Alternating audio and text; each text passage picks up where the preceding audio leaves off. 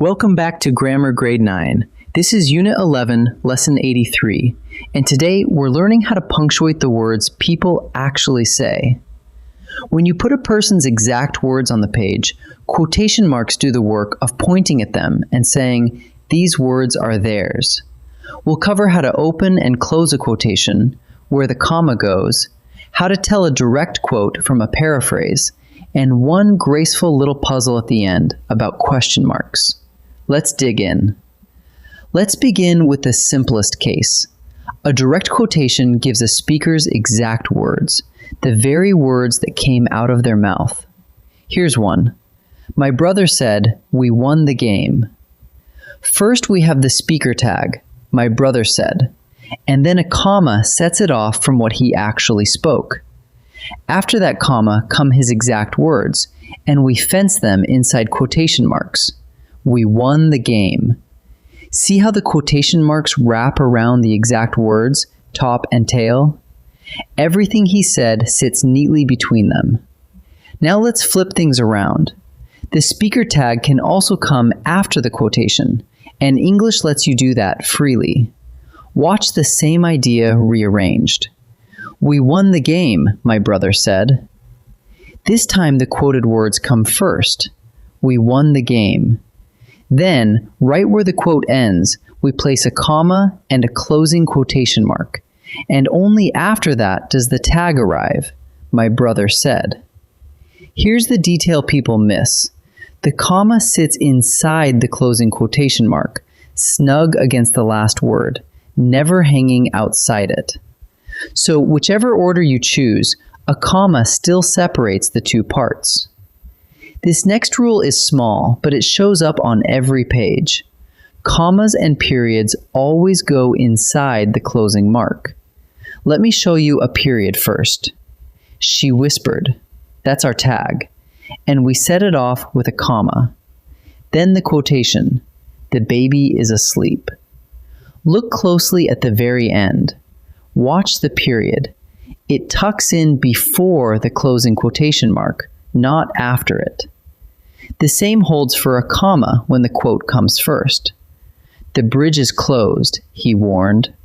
That comma lives inside the quotes too. So make this automatic. Never let a comma or period slip outside the quotes. They always curl up inside. Here's a trap worth knowing. An indirect quotation reports the idea, not the exact words. It paraphrases what someone said instead of quoting it. Compare the two. Direct. She said, I am tired. Those are her precise words, so the exact words get quotation marks. Indirect. She said that she was tired. Notice we've reworded it. She was tired. And because we're no longer giving her precise words, we drop the quotation marks entirely. A handy clue is the little word that. The word that often signals a paraphrase is coming. So keep the test in mind. No exact words, no quotation marks. Sometimes we split a quotation right down the middle to drop the speaker tag in. This is called a divided quotation, and a divided quotation is split by the speaker tag itself. Listen. If you leave now, she said, you'll miss the sunset. Notice each half gets its own pair of quotation marks. And here's the part students forget. Because the second half is still the same sentence, you'll miss the sunset begins with a small letter. The sentence just continues. But what if the tag ends and a brand new sentence starts? Then you do capitalize. Stop, he said. We are lost. That second quote is a fresh sentence, so a new sentence after the tag is capitalized. One comma versus a period, and that tiny mark tells you small letter or capital. Last piece, and it's an elegant one. Question marks and exclamation points. The rule is really about ownership. Put a question mark or exclamation point inside when they belong to the quotation itself. Are you coming? She asked. The quoted part is the question. She literally asked, "Are you coming?" So the mark goes inside. And notice there's no extra comma before "she asked." But now the other way. Put them outside when the whole sentence asks the question, not the quote. Did she really say, "I quit"? Here, the words "I quit" are just a flat statement. It's the whole sentence that's doing the asking, so the mark goes outside. The trick is simple. The mark goes where the question actually lives. Let's fold everything into a quick check you can run on any sentence. Step 1. Are you quoting someone's exact words? If yes, wrap them in quotation marks and set off the tag with a comma. Step 2. Commas and periods. Keep them inside the closing quotation mark, always. Step 3. Is it a paraphrase with that? An indirect quote?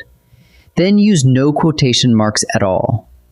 And finally, let a question mark or exclamation point sit where the question belongs. Inside if the quote asks, outside if the sentence does. Run those 4 checks and you'll punctuate dialogue with confidence. Let's practice. Time to practice. In this first set, I'll give you a sentence with a blank where punctuation might go, and you decide what belongs there. Think about the exact words and where the comma lives. Pause the video and choose before I reveal each answer. The captain shouted, "Blank, follow me." The speaker tag comes first, and then the quotation. A tag that leads into a quote is separated from it with a comma, so the answer is comma. "We're almost home," she said. The quote comes first, and a comma separates it from the tag. Where does that comma go? Inside the quotes or outside? A comma always tucks inside the closing quotation mark, so the answer is inside the quotes. He told me that he was leaving early. Are these his exact words or a reworded version?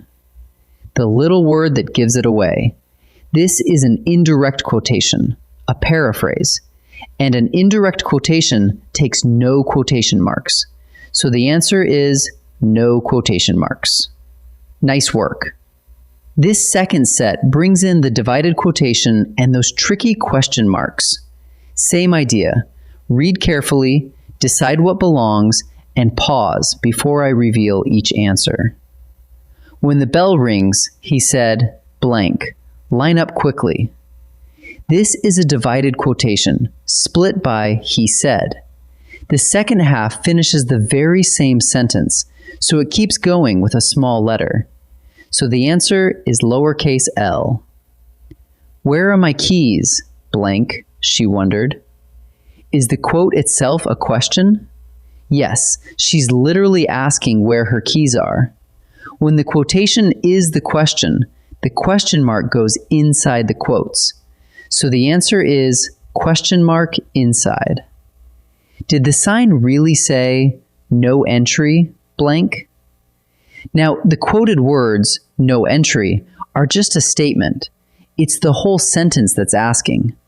When the sentence asks the question, the mark goes outside the quotes. So the answer is question mark outside the quotes. Let's gather what we've learned. Enclose the speaker's exact words in quotation marks and set off the speaker tag with a comma, before the quote or after it. Keep your commas and periods tucked inside the closing quotation mark. And remember that a paraphrase, especially one with the word "that," is indirect and takes no quotation marks at all. And let those end marks land where the question truly lives.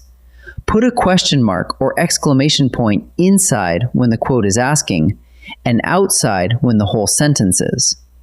Handle those, and every line of dialogue you write will read clean and clear. Nicely done. I'll see you in the next lesson.